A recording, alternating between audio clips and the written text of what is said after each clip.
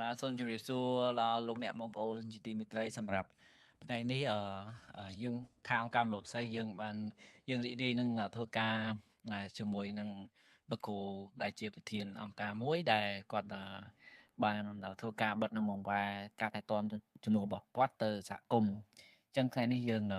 នឹងនាំអារម្មណ៍លោកគ្រូអ្នកគ្រូបានជួបជាមួយគាត់ផ្ទាល់ដោយដឹងពីបទពិសោធន៍ដឹងពីសកម្មភាពឬក៏កម្មវិធីរបស់អង្គការរបស់គាត់ផ្ទាល់ជាមួយនឹងពួកយើងខ្ញុំបន្តទៀតនេះផងដែរបាទសូមជម្រាបសួរអ៊ុសឡាបានចំណាយពេលវេលាដ៏មានតម្លៃក្នុងការដែលធ្វើវត្តសម្ភាសជាមួយនឹងអង្គការលំផ្សៃហើយ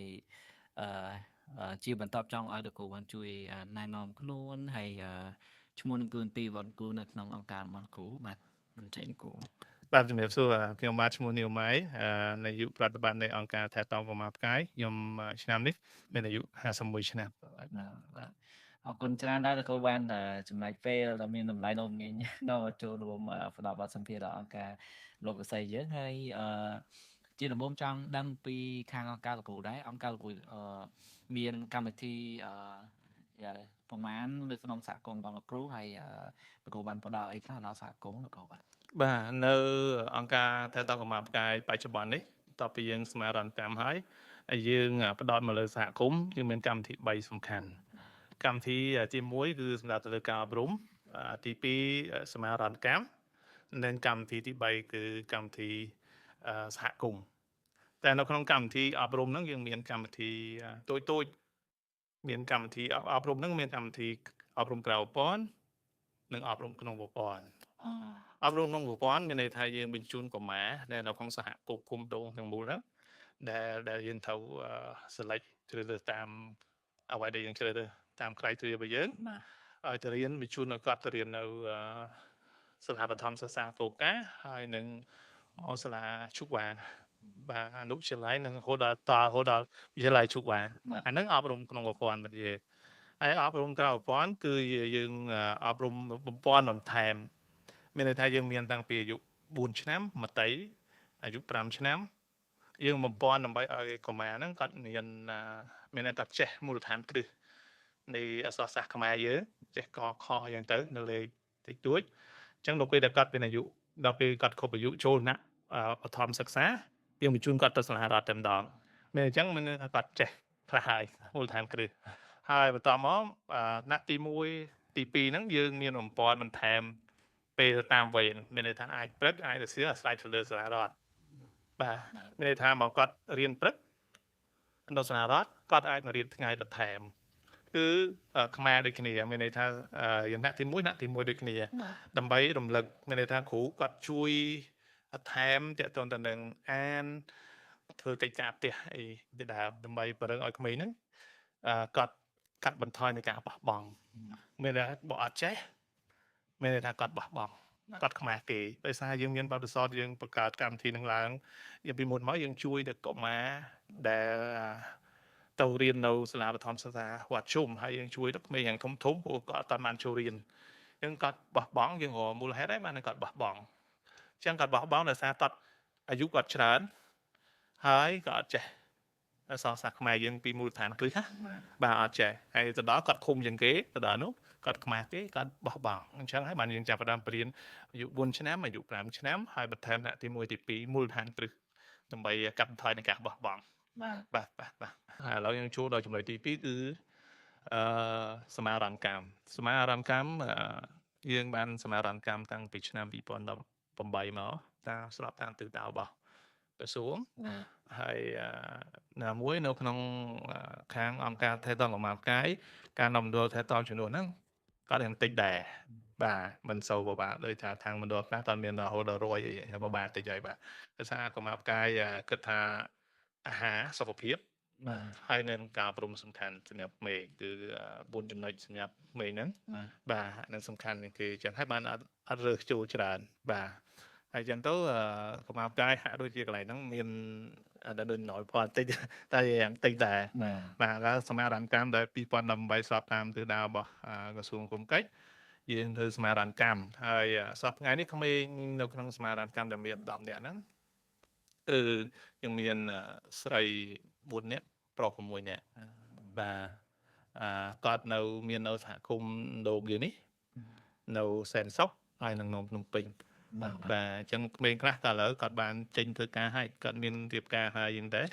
បាទចេញធ្វើការហើយក្មេងមួយចំនួនក៏បានកុមារមួយចំនួនគាត់មិនកុមារទៀតគាត់ជួប8 10 9 10ហើយបាទគាត់បានរៀនចូលមហាវិទ្យាល័យបាទទី3គាត់មានមហាវិទ្យាល័យខាងភាសាបាទមានខាងជំនាញអីចឹងទៅ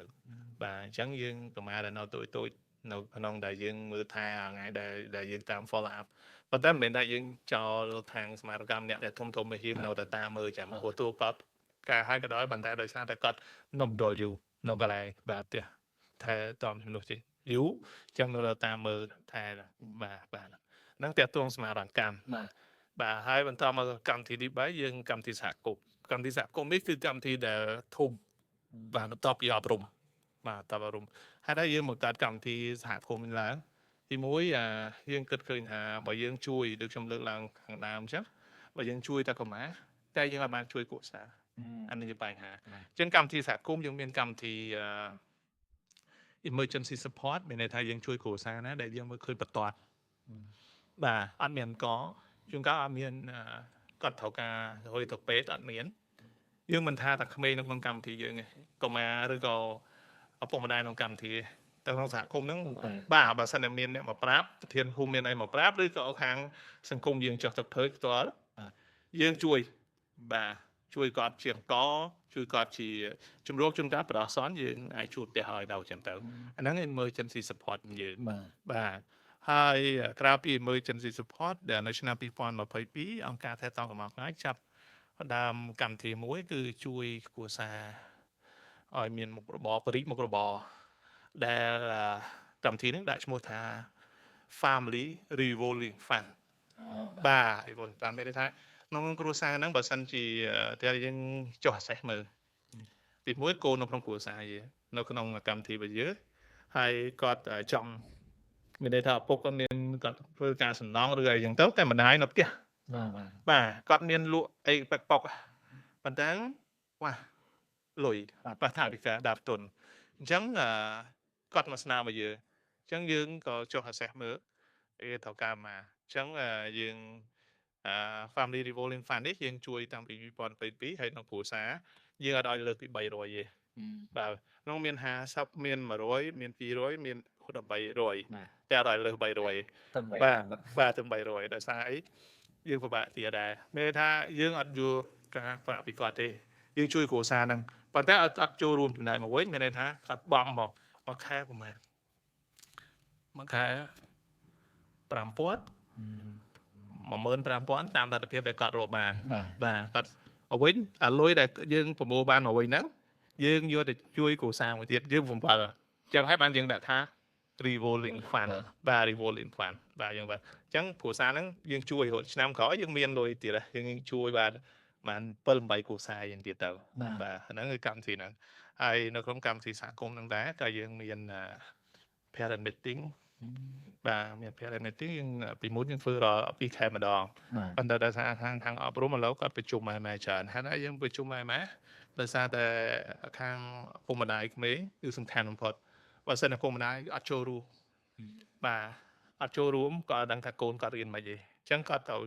ចូលរួមអញ្ចឹងគាត់ទៅអញ្ជើញគាត់មកប្រជុំមកដូចខ្ញុំប្រជុំ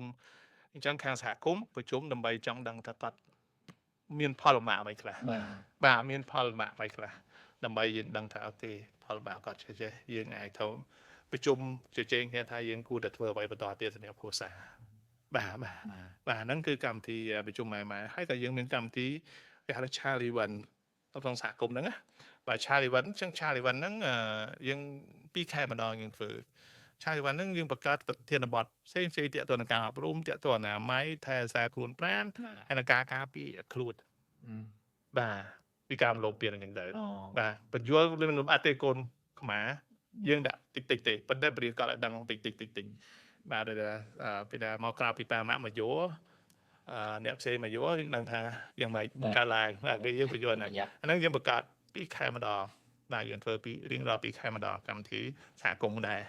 បាទហើយបន្តមកយើងមានកម្មវិធី self group youth group បាទដែលខាងបាន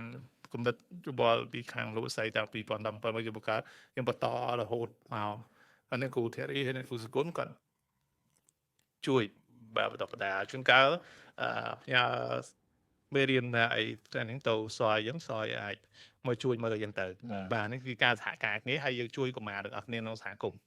បាទការហ្នឹងសិតកម្មវិធីសហគមន៍របស់ខ្ញុំមានច្រើនហើយកម្មវិធីមួយទៀតគឺយើងមាន help course សម្រាប់កុមារសម្រាប់សិស្សដែលរៀនជាប់ថ្នាក់ទី12ឬក៏ថ្នាក់ទី12យើងបញ្ជូនអ្នកទាំងនោះសិស្សទាំងនោះទៅរៀននៅតាមសាលាជំនាញដូចជា NPAC គូសម័យជាដើមប្រទេសជំនាញចឹងរហូតមកដល់ឥឡូវនេះយើងមានចាស់ជំនួយយើងពីហូឡង់បានជួយបានចូលចិត្ត30នាក់ហើយបាទមួយឆ្នាំយើងបាន9នាក់6នាក់អ្នកដែលពិបាកបាទនេះកម្មវិធីនៅក្នុងសហគមន៍របស់យើងដែលយើងមានកម្មវិធីច្រើនក្នុងការធ្វើបាទ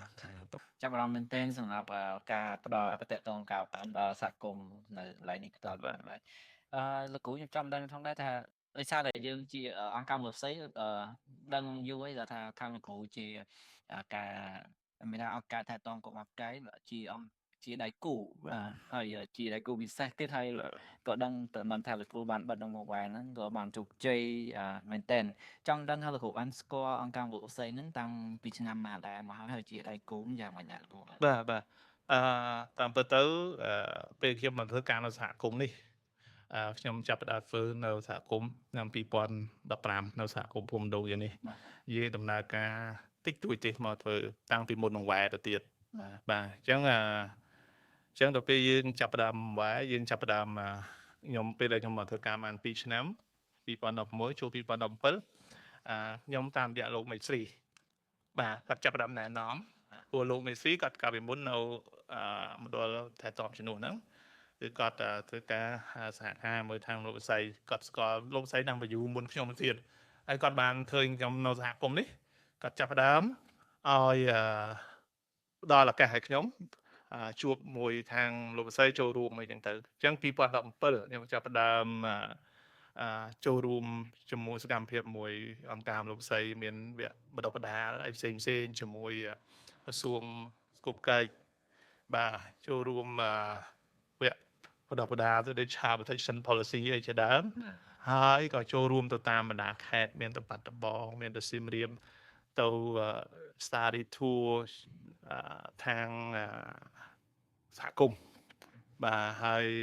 នៅក្នុងសហគមន៍យើងបានទៅមើលរហូតដល់តំបន់កលេសាបមានសហគមន៍មួយនៅខាងលោកសម្បូរខ្ញុំភ្លេចលោកសម្បូរខាងសៀមរាបបាទខេត្តសៀមរាបខ្ញុំបានទៅចុះមើលទៅគាត់ដឹកនាំយុវជនបាទពេលហ្នឹងខ្ញុំបានចាប់អារម្មណ៍ខ្ញុំរៀនបានច្រើនពីខាងហ្នឹងមកគឺ study tour ហ្នឹងគឺខ្ញុំតាក់ទងក្នុងការបង្កើតក្រុមយុវជនក្រុមជួយខ្លួនឯងសហ group ខ្ញុំមានកំណត់មួយកាលហ្នឹងកាលចំនួនមុនហ្នឹងពី2017ហ្នឹងខ្ញុំមានកំណត់មួយខ្ញុំមកដល់ខ្ញុំ propose ទៅម្ចាស់ជំនួយរបស់ខ្ញុំហើយអញ្ចឹងទៅគាត់ថាអូខេមកឲ្យបង្កើតសាកមើលអញ្ចឹងបង្កើតទៅបានខាងបុគ្គលិកលោកវិស័យមកចូលរួមផ្ដល់បច្ចេកទេសផ្ដល់គំនិតក៏បង្កើតក្រុមយុវជនហ្នឹងតាំងពីឆ្នាំ2017ហ្នឹងរហូតមកដល់ឥឡូវយើងបន្តបង្កើតមានក្រុមយុវជនហ្នឹងក៏ជាប់មកវគ្គទៅម្នាក់យើងបន្តរហូតដោយសារយើងមើលឃើញ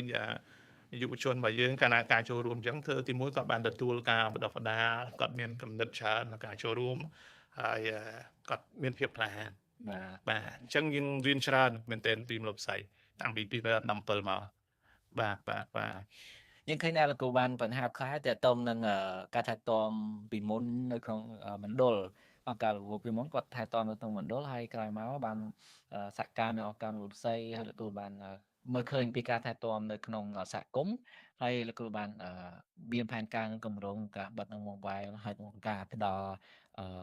ការអប់រំទៅដល់កុមារងាយរកគ្រូវងគូននៅក្នុងសហគមន៍ប្របាទអញ្ចឹងខ្ញុំចង់ដឹងបន្តទៀតថាលោកគ្រូពេលយើងអនុវត្តផែនការឬក៏សកម្មភាពការងារអង្គការមកគ្រូមានកត្តាឬក៏បញ្ហាប្រឈមអ្វីខ្លះនៅពេលដែលគ្រូចាប់ផ្ដើមបិទផែន mobile ហើយផ្ដល់សេវាទៅដល់សហគមន៍បន្តតែម្ដងនេះបើយើងបំវែយើងបើមុននឹងចាប់ផ្ដើមបំវែយើងត្រូវយល់ពីអារម្មណ៍របស់កុមារសិនបាទយើងយល់ពីអារម្មណ៍របស់កុមារហើយថាតើកុមារគាត់ចង់រស់ក្នុងសហគមន៍អត់បាទ ចឹងបើយើងនិយាយពីឧបសគ្គការប្រជុំច្រើនដែរប៉ុន្តែយើងមានន័យថាឧបសគ្គយ៉ាងណាក៏ដោយនៅពេលដែលយើងងើលើកឧបសគ្គហ្នឹងឧបសគ្គជាមេរៀនរបស់យើងអាចយកឧបសគ្គហ្នឹងហើយយើងរៀនបើយើងនឹងបន្តមានន័យថាខាងខ្ញុំមិនមែនជាអ្នកជោគជ័យអីទេគ្រាន់តែថាយើងធ្វើទៅបានតាមសមស្របហើយកុមារក៏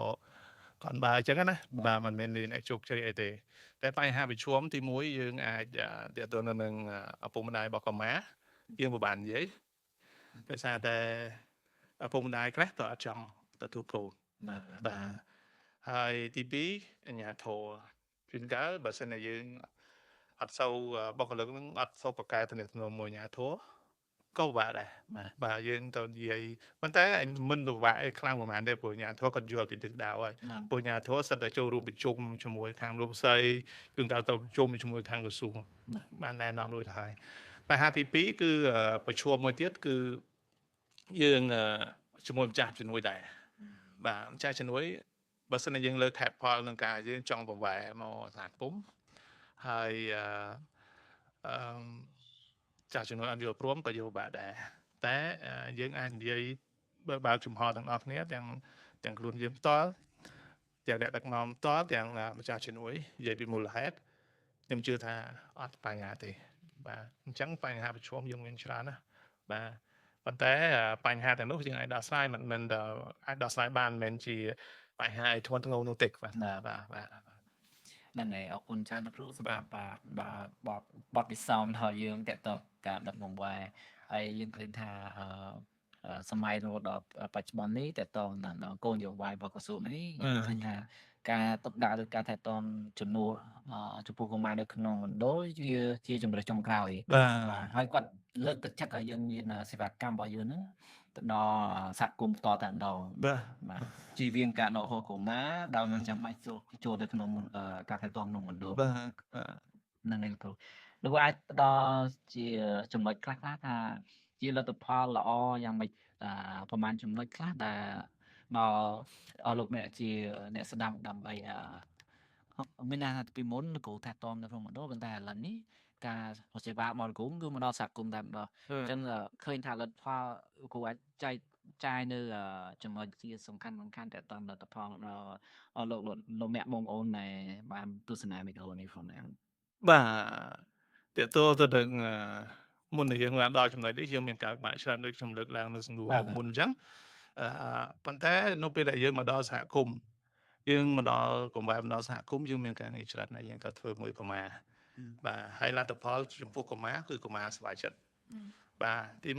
1បំណិនជីវិតរបស់កុមារគាត់បើជាងមុនមានន័យថាគាត់មានទំនាក់ទំនងច្រើនជាមួយនឹងគ្រួសារដូចស្និទ្ធស្នាលជាមួយគ្រួសារហើយអ្នកដែលអត់មានជាមួយឪពុកម្ដាយក៏មានសាច់ញាតិបាទអញ្ចឹងគាត់មានភាពស្និទ្ធស្នាលទំនាក់ទំនងហើយគាត់អាចមានទំនាក់ទំនងមួយមិត្តភ័ក្តិបាទមានទំនាក់ទំនងមួយមិត្តភ័ក្តិចឹងលទ្ធផលហើយបំណិនជីវិតមាននៅគាត់រៀនបានច្រើនក្រៅពីទំនាក់ទំនងហ្នឹងគាត់រៀនអំពីតាំងពីគាត់ទៅជួបមិត្តភ័ក្តិគាត់អាចជួបការនៅផ្ទះរបស់គាត់គាត់អាចដាំនេះដាំនោះគាត់រៀនចំអិនអីយ៉ាងបំណិនជីវិតរបស់គាត់ច្រើនក្នុងការទំនាក់ទំនងហ្នឹងហើយគាត់ចេះប្រយ័ត្នប្រយែងមានន័យថានៅក្នុងសហគមន៍យើងមានបញ្ហាបើសិនជាយើងការបង្កើតមិត្តភ័ក្តិវាជារឿងបញ្ហាមួយបើសិនជាយើងបង្កើតមិត្តភ័ក្តិណាល្អតែមិត្តភ័ក្តិណាអត់ល្អវាជាបញ្ហាអញ្ចឹងគាត់អាចរៀនពីបញ្ហាអស់ហ្នឹងមានថាអូខេបញ្ហាបើសិនមើលអត់ស្រួលអាចវាយគ្នាអញ្ចឹងទៅអញ្ចឹងគាត់ត្រូវដកគ្នាយ៉ាងម៉េចអញ្ចឹងការទំនាក់ទំនងរបស់គាត់គឺសំខាន់ណាស់គាត់ការមិត្តភ័ក្តិទី2កុមារមានទំនុកចិត្តខ្លួនឯងបាទយើងមកសហគមន៍នេះកុមារមានទំនុកចិត្តក្នុងការសម្រេចចិត្តអីតែក៏មានឯករាជ្យច្រើនបាទមានតែទៅកំប៉ុងមិនដូចជាអានោះខ្ញុំមិនថានៅមណ្ឌលខាងណាទេខ្ញុំធ្លាប់ធ្វើការនៅមួយមណ្ឌលដែរអញ្ចឹងទៅកុមារអីទីចាំសួរតាប៉ាម៉ាក់ទេបាទចាំសួរទៅប៉ាម៉ាក់ហើយអត់សូវចេះធ្វើអីទេ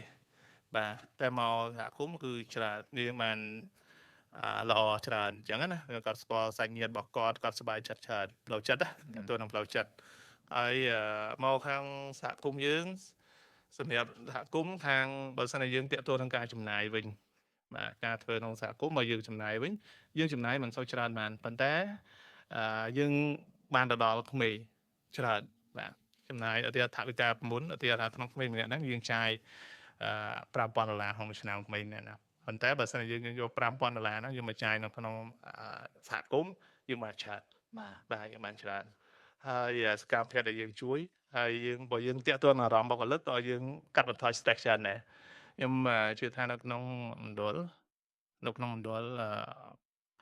ដែលខ្ញុំធ្លាប់រស់នៅគឺយើងមានអារម្មណ៍ថាយើងទទួលខុសត្រូវច្រើនមែនទែនចំពោះប្រមាណបាទប៉ុន្តែមកដល់នេះ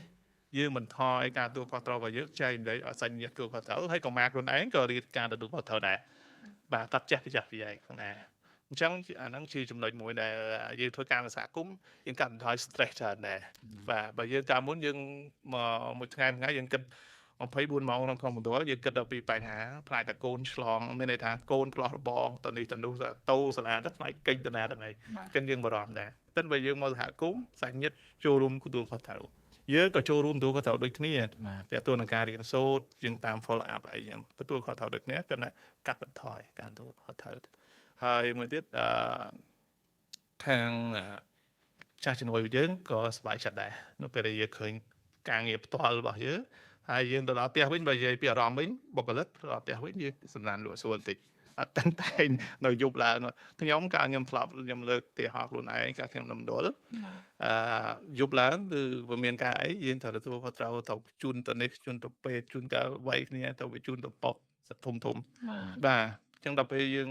ធ្វើមកសហគមន៍គេរៀបច្រើនហើយយើងមានពេលលាជាមួយគ្រួសារក៏ច្រើនគួរសមដែរបាទគាត់នៅយើងបំបែការទទួលខុសត្រូវរបស់បុគ្គលិកនៅក្នុងមណ្ឌលហើយក៏រៀនប្រវាយសេវារបស់យើងការទទួលខុសត្រូវរបស់យើងក៏បង្វែរមកសហគមន៍ហើយមែនតើទៅកុំឲ្យយុវជននោះគាត់នៅកម្មមកពំដាប់មកគាត់មិនលោកគ្រូបានលើកឡើងពីម្ចាស់ជំនួយដែរហើយចាប់បានមែនតើពេលហ្នឹងលោកគ្រូពេលបង្វែរគ្រូបានធ្វើការបញ្ចុះចូលលើបញ្យល់យ៉ាងណាទៅដល់ម្ចាស់ជំនួយព្រោះមែនតើចាស់ជំនួយក៏ទៅផ្លាស់ប្ដូរ 100% ដើម្បីបង្វែរនៅជំនួយរបស់គាត់ចូលក្នុងសហគមន៍បន្តការដងគឺនៅក្នុងមណ្ឌលពេលហ្នឹងលោកគ្រូបាទមានអ្វីខ្លះក្នុងការដល់ជាវិទ្យាបទរបស់គាត់ហើយគាត់មានការយល់ព្រមយ៉ាងម៉េចបាទអញ្ចឹងក្នុងការនិយាយមួយម្ចាស់ជំនួយខ្ញុំគិតថាពិបាកព្រោះមនុស្សអ្នកម្ចាស់ជំនួយខុសគ្នាទឹកចិត្តនិងចរិតរបស់មនុស្សខុសគ្នាអញ្ចឹងខ្ញុំពិបាកនិយាយជាមួយម្ចាស់ជំនួយប៉ុន្តែខ្ញុំគិតមួយទៀតខ្ញុំគិតថាពិបាកយ៉ាងណាក៏ដោយយើងត្រូវមានគោលដៅ objective យើងច្បាស់លាស់បាទយើងត្រូវយល់គាត់មាន head point ច្បាស់លាស់ចាស់ជំនួយគាត់ខ្ញុំគិតថាបរទេសគាត់បើកចិត្តបាទគាត់បើកចិត្តច្រើនបាទយើងមាន head point មានគោលដៅរបស់យើងច្បាស់លាស់មិនពិបាកទេ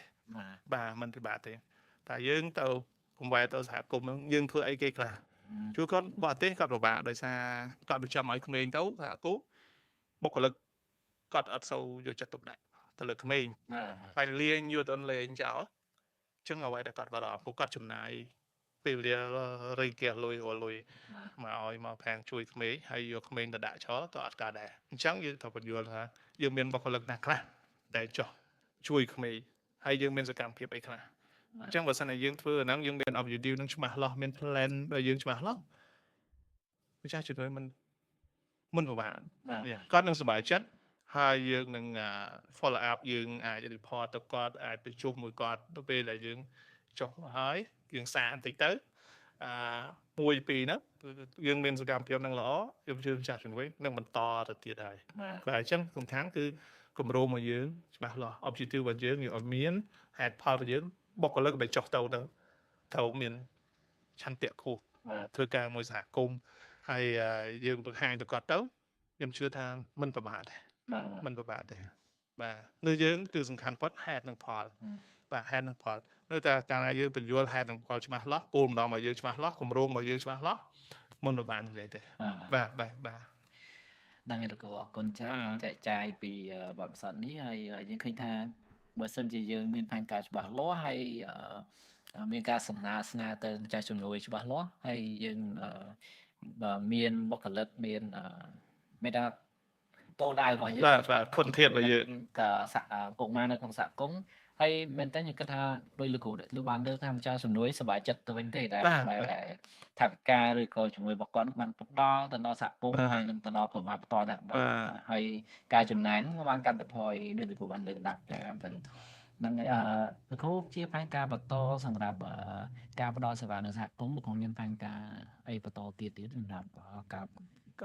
សម្រាប់អង្គការរបស់ខ្ញុំទី1យើងបើស្របតាមទៅទស្សនវិស័យនិងបេសកកម្មការគឺយើងជួយកុមារកុមារនិងយុវជនរួមទាំងគ្រួសាររបស់កុមារនិងយុវជនឲ្យទទួលបានការអប់រំខ្ពស់ហើយមានគុណភាពនេះគឺជាទស្សនវិស័យរបស់អង្គការបាទចក្ខុវិស័យរបស់អង្គការយើងហើយបេសកកម្មយើងធ្វើការរួមគ្នាទាំងបុគ្គលិករបស់យើងទាំងនៅក្រៅប្រទេសណាគឺយើងជួយកុមារនិងយុវជនព្រមទាំងគ្រួសារណាឲ្យមានភាពរីកចម្រើនហេតុអីបានយើងធ្វើអញ្ចឹងមានន័យថាបើយើងជួយកុមារយើងជួយតែកុមារណាប៉ុន្តែយើងឲ្យបានគិតពីគ្រួសារខ្ញុំនឹងនិយាយនៅចំណុចហ្នឹងបន្តទៀតតើតើនឹងហេតុអីបានជាកុមារផ្កាយបង្កើតកម្មវិធី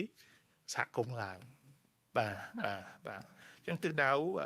ខាងខ្ញុំជួយកុមារឲ្យបានច្រើននៅក្នុងសហគមន៍តាមលទ្ធភាពដែលអាចធ្វើទៅបានហើយមួយទៀតយើងបន្តបុគ្គលិករបស់យើងព្រោះក្នុងសហគមន៍យើងអាចធ្វើការម្នាក់បានដែរទោះម្នាក់ហ្នឹងយើងមានឆន្ទៈប៉ុន្មានក៏ដោយយើងត្រូវធ្វើការជាក្រុមអញ្ចឹងក្រុមការងាររបស់យើងត្រូវមានឆន្ទៈឲ្យខ្លាំងដូចគ្នាគឺជួយកុមារយើងបញ្យល់យើងឃើញហើយព្រោះមករាល់ថ្ងៃហ្នឹងតាមមកធ្វើការយើងដឹងថាកុមារមានផលម៉េចអីមិនហើយអញ្ចឹងបញ្យល់គាត់ឲ្យយល់ពីការជួយធនធានសម្រាប់យើងបច្ចុប្បន្ននិងអនាគតក្មេងចំណាស់ក្រោយជាទំពាំងចំណាស់ក្រោយបាទមានការអប់រំទេដែលអាចជួយកាត់បន្ថយភាពក្រីក្របានហើយមានការអប់រំទេអាចធ្វើឲ្យគ្រួសារនិងប្រទេសជាតិមានការរីកចម្រើនអញ្ចឹងចំពោះខ្ញុំគឺខ្ញុំផ្ដោតទៅលើចំណុចហ្នឹងគឺទីមួយខ្ញុំជួយកុមារហើយខំព្យាយាមតាមលទ្ធភាពដែលអាចធ្វើបានទាំងទឹកចិត្តទាំងធនធានfinance បាទខាងថវិការបស់យើងហើយនៅទី2យើងបន្តជួយជំរុញបុគ្គលិកលើកទឹកចិត្តបុគ្គលិកមិនមកខំកាត់ទេប៉ុន្តែយើងបញ្យល់ឲ្យគាត់យល់ហើយធ្វើការនៅសហគមន៍អស់គ្នាហើយទី3នេះគឺជាចង់ឲ្យអង្គការកម្មាផ្កាយរបស់យើងព្យាយាមដើម្បីឲ្យគាត់អង្គការកម្មាផ្កាយយើងមិនត្រឹមទទួលបាន1ឆ្នាំ2ឆ្នាំទេយើងឲ្យមាននិរន្តរភាពបានយូរតិចបាទដើម្បីជួយកូនខ្មែរយើងបានច្រើនបាទហ្នឹងសម្រាប់ទិសដៅរបស់ខ្ញុំដែលខ្ញុំមកទីនេះហើយដែលខ្ញុំឈួរមកអង្គការរយៈពេល10ឆ្នាំម្ដងឆ្នាំនេះបាទលោកអរគុណច្រើនហើយប្រិយមិត្តបានដឹងហើយថាគោលបំណងឬក៏បេសកកម្មរបស់អង្គការរពូគឺប្រថុំផុតការអប់រំហើយលោកបានលើកឡើងថាការកាត់បន្ថយភាពក្រីក្រគឺយើងត្រូវតែចាប់ដើមពីគ្រូបាទដល់នៅការអប់រំដល់កុមារនេះអាចកាន់ដងបានលោកគ្រូជាចុងក្រោយបាទមកដល់ចុងក្រោយលោកបានដល់លោកគ្រូមានអ្វីបន្ថែមឬលើកទឹកចិត្តដល់លោកអ្នកបងប្អូនដែលបានទស្សនាវីដេអូមកនេះណាគ្រូបាទជាចុងក្រោយខ្ញុំសូមអរគុណនៅសំណួរនេះហើយដល់បងប្អូនដែលបានមើលក៏ស្ដាប់ខ្ញុំសូមលើកទឹកចិត្តជាពិសេសគឺដល់មណ្ឌលតាមជំនួសទាំងអស់ជាការលើកទឹកចិត្តមានន័យថាមណ្ឌលថែទាំជំនួសទាំងអស់គួរតែគិតព្រោះខ្ញុំជឿថាមិនអ្នកគ្រប់គ្រងមណ្ឌលថែទាំរបស់ប្រហែលគិតទេចង់និយាយថាសិតតែគិតអំពីឧត្តមប្រយោជន៍កុមារប៉ុន្តែយើងត្រូវបោះជំហានមួយទៀតបាទបោះជំហានមួយទៀតយើងអាចធ្វើស្មារតីកម្មកុមារព្យាយាមយើងធ្វើទៅដោយសារតែជួនកាលយើងយកកុមារមកទុកនៅក្នុងមណ្ឌលខ្ញុំពីមុនទេខ្ញុំបានថានៅមណ្ឌលណាខ្ញុំពីមុនខ្ញុំធ្វើការនៅមណ្ឌលហើយក៏ខ្ញុំមិនលើកក្នុងឈ្មោះមណ្ឌលដែរបើខ្លាចមកប៉ះពាល់ខ្ញុំធ្វើការរយៈពេល5ឆ្នាំហើយក្មេងដូចថាយើងយកមកក្មេងគាត់គឺគាត់ចំនៅទេនៅពេលគាត់ហាក់ធំតិចគាត់នឹកគ្រួសាររបស់គាត់គេងយប់ឡើងយំអីចឹងទៅពុកម្ដាយរបស់គាត់ចង់យកមកឲ្យដោយសារគាត់ស្រួលពីមុនបានទៅធ្វើការបាទមានពេលវេលាទៅធ្វើការទៅធ្វើនេះធ្វើនោះគាត់មានពេលវេលាច្រើនគាត់ទន្លេច្រើនបាទចឹងបានកូននោះប៉ុន្តែបើយើងគិតយើងយកកុមារមកយើងឃ្លាតឆ្ងាយពីឧស្សាហ៍យើងយកមកហើយឪពុកម្ដាយធម្មតាទាំងយើងទាំងគេបើសិនជាមកឆ្ងាយពីឪពុកម្ដាយនឹងនឹកមិនបានទេអញ្ចឹងបើយើងយកទៅខាងដល់ បញ្ជូនយើងស្មារតីកម្មទៅខាងសហគមន៍វិញខ្ញុំជឿថាខ្ញុំជួយលើកទឹកខ្ញុំសូមលើកទឹកចិត្តយើងមានកុំភ័យដែលរឿងអត់ការងារធ្វើនៅសហគមន៍យើងមានការងារធ្វើច្រើនយ៉ាងនៅក្នុងប្រទេសទៀតបាទខ្ញុំអធិស្ឋានបើសិនជាខ្ញុំនិយាយទៅមានការលើសលុះ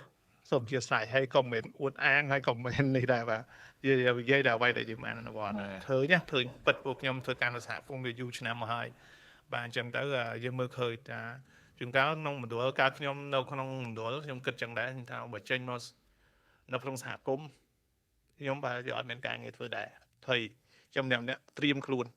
ចង់ទៅរៀននេះរៀនទៅថែមយើងភ័យដែរ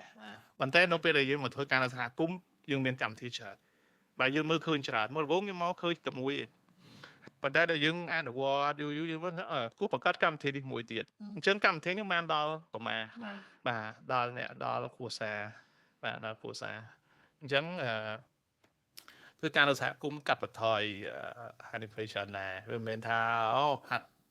ក្មេងមានហានិភ័យបើសិនជាប៉ុន្តែក្មេងត្រូវតែទទួលរៀនពីបញ្ហាហ្នឹងហើយយើងជាអ្នក follow up គ្រួសាររបស់គាត់សាច់ញាតិរបស់គាត់ក៏ជួយគ្នាខ្ញុំជឿថាអត់អីទេបាទហើយមានការងារច្រើនក៏យើងក៏រាំងសប្បាយចិត្តដែរបាទយើងសប្បាយចិត្តហ្នឹងហើយអរគុណច្រើនសម្រាប់លោកគ្រូដល់ហើយពេលវេលាហើយគិតថាដល់ចុងក្រោយហើយអរគុណសម្រាប់ប្រិយមិត្តបានទស្សនានិងស្ដាប់ទាំងអស់គ្នាហើយយ៉ាងណាក៏សូមអភ័យទោសបើសិនជាមានការលះក្នុងការយើងសន្ទនាគ្នាហើយអរគុណមែនទែនសម្រាប់លោកគ្រូហើយសូមប្រងទានពរលោកគ្រូមានសុខភាពល្អនិងរីកចម្រើនសម្រាប់ការងារលោកគ្រូនៅក្នុងស្ថាប័នបន្តទៀតបាទសូមអរគុណសិនទៅ